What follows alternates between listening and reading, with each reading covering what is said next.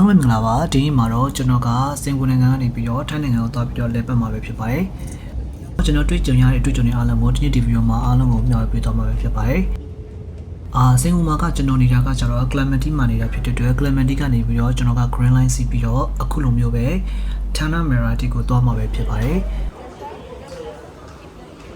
Tanah Merah ရောက်ခါမှာကျွန်တော်ကဒီထပ်ပြီးတော့ Green Line ကိုပဲထပ်ပြီးတော့ interchange လုပ်ပြီးတော့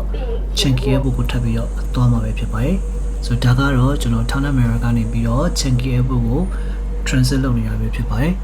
ဒါဆိုရင်တော့ရထားလာပြီကျွန်တော်ကနှစ်မှတ်တိုင်ထပ် Tanah Merah ကနေပြီးတော့ Changi Airport ကိုကျွန်တော်ဒီနေ့နှစ်မှတ်တိုင်ထပ်ပြီးတော့စီးရမှာပဲဖြစ်ပါတယ်ဒါကတော့ Changi Airport MRT station ကိုရောက်ပြီးတော့ Terminal 1 ကိုသွားနေတာပဲဖြစ်ပါတယ်Changi Airport MRT Station ရှိတဲ့နေရာကတော့လေဆိပ်က Terminal 3မှာပဲဖြစ်ပါတယ်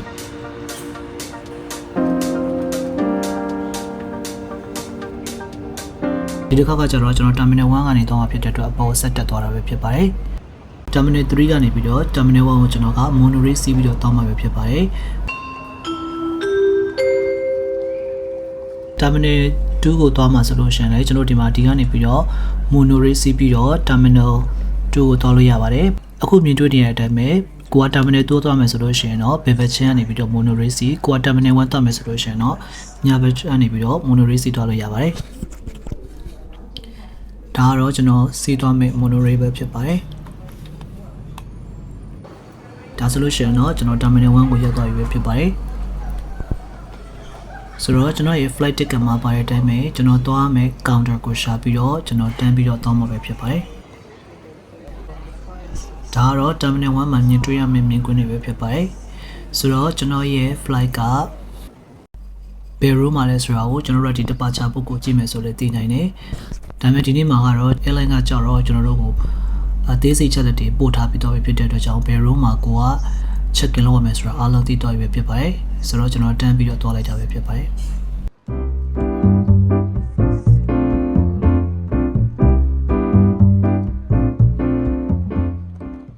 ကျွန်တော်တို့က first check in လုပ်မှာပဲဖြစ်ပါတယ်ဒီနေ့မှာတော့ကျွန်တော် first check in ဘယ်လိုလုပ်လဲဆိုတဲ့ပတ်သက်ပြီးတော့ပြောပြပေးသွားမှာဖြစ်ပါတယ်ဒါကတော့ပထမဆုံးစမြင်တဲ့ screen ပဲဖြစ်ပါတယ်ဆိုတော့ကျွန်တော်က school ကိုနှိပ်မယ်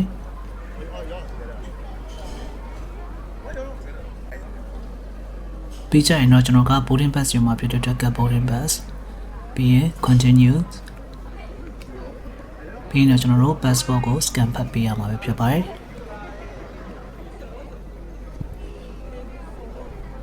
passport ကို scan ဖတ်ပြီးရတယ်ကျွန်တော်တို့က booking reference number ကိုရိုက်ပေးရမှာပဲဖြစ်ပါတယ်ဆိုတော့ကျွန်တော် booking reference number ကိုနှိပ်လိုက်တဲ့အခါမှာ boarding pass က ready ထွက်လာပါပြီနာမည်မှန်မှန်စစ်ပြီးတာနဲ့ continue နှိပ်လိုက်ပါ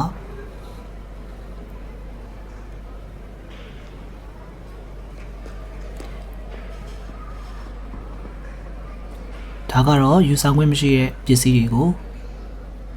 ပြန်ပြီးတော့ double check လုပ်တာပဲဖြစ်ပါတယ်ဆိုတော့ကိုကဘာမှမတည်လာတာဖြစ်တဲ့အတွက် continue ဒါဆိုလို့ရှိရင်တော့သူက boarding pass ကိုထုတ်ပေးလိုက်ပြီပဲဖြစ်ပါတယ်ပြီးသွားပါပြီဒါပါပဲဒါက first check in ပါနော်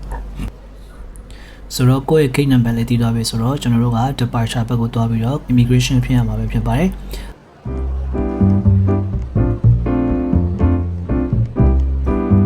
ဆိုတော့ immigration ကတော့ထုံးစံတိုင်းပဲ video တွေတက်ပုံတွေရိုက်လို့မရတာဖြစ်တဲ့အတွက်ကြောင့်မလို့ဒီပိုင်းကိုတော့ကြော်လိုက်ပါပြီဆိုတော့ကျွန်တော်တို့က terminal 1ကနေသွားမယ်ဆိုလို့ရှိရင်တော့အခုမြင်တွေ့နေရတဲ့မြင်ကွင်းတွေကိုမြင်တွေ့ရမှာပဲဖြစ်ပါတယ်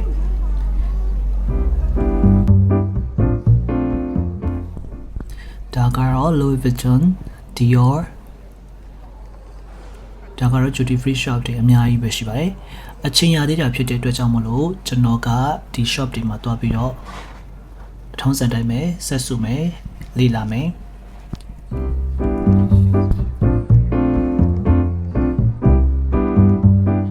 ဒါကတော့အပြင်မှာမြင်တွေ့ရတဲ့မြင်ကွင်းလေးပဲဖြစ်ပါတယ် Scoot Airline ကဒါကျွန်တော်ပထမဆုံးစာစီးဖို့တာပေါ့နော်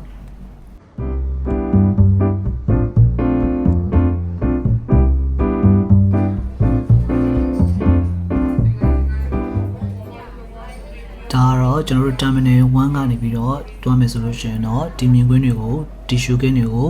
ဒီ facility တွေဒီ themes တွေကိုမြင်ရမှာပဲဖြစ်ပါတယ်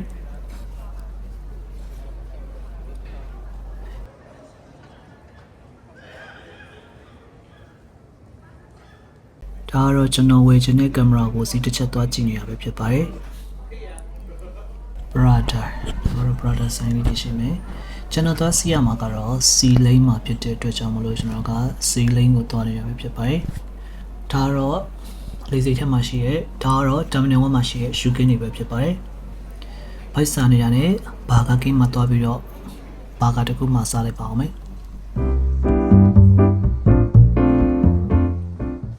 ဆိုတော့ကျွန်တော်တို့ထိုင်းနိုင်ငံကိုသွားမယ်ဆိုလို့ရှိရင်တော့ Thailand Digital Arrival Card ကိုဖြည့်ရမှာပဲဖြစ်ပါတယ်ဆိုတော့ Thailand Digital Arrival Card ကိုစင်ကာပူဘတ်ချမ်းမှာလည်းတခါလေးဖြည့်ထားပါမဟုတ်ဘူးဆိုလို့ရှိရင်တော့ကျွန်တော်တို့ကဟိုဘက်မှာထိုင်းလေဆိပ်မှာ DTAC ဖောင်ကိုသူတို့ပေးထားတဲ့ stand တွေမှာသွားပြီးတော့ဖြည့်ရမှာပေါ့နော်ဆိုတော့ကိုဟာဒီလိုမလုပ်ချင်ဘူးတခါလေးလုပ်သွားမယ်ဆိုလို့ရှိရင်တော့ကိုအနေနဲ့Thailand Digital Arrival Card ကို3ရက်အတွင်းလုပ်လို့ရတာဖြစ်တဲ့အတွက်ကြောင့်မလို့စင်ကာပူဘတ်ချမ်းမှာလည်းတခါလေးပြီးတော့လုပ်သွားလို့ရပါတယ်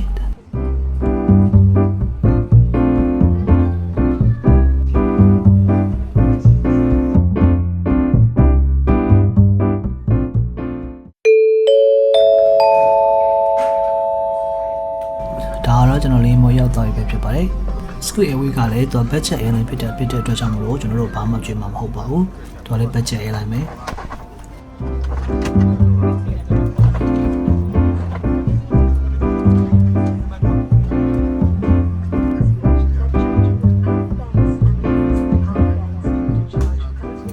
ဒါကတော့ထိုင်းနိုင်ငံကိုစတင်ပြီးတော့ထွက်ခွာနေပြီပဲဖြစ်ပါတယ် Bye bye Singapore